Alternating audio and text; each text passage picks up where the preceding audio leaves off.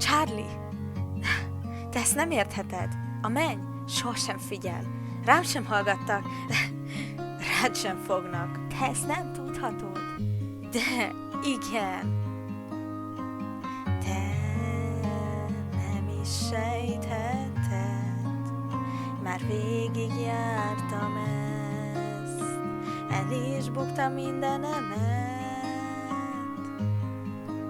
És végül is újra nem veszíthetek, mert te vagy az én legdrágább kincsem. Csak is te vagy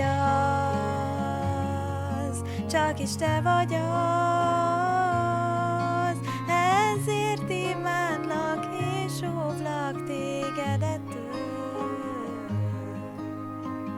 Apa, nincs szükségem, hogy megvédj ettől. Én csak nem akarom, hogy összetörjenek téged, mint engem. Apa, kicsinek nem igazán ismertelek. Apró voltam melletted, de a meséitől nagyjá lettem.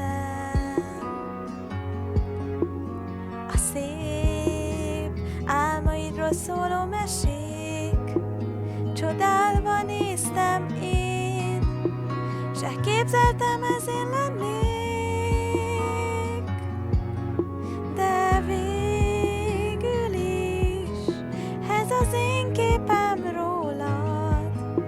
Az álmokért érdemes harcolni, s küzdeni fogok, küzdeni ezért, mert az eső, hogy megvédjem az én népem. Mindig tudni akartam, ki vagy.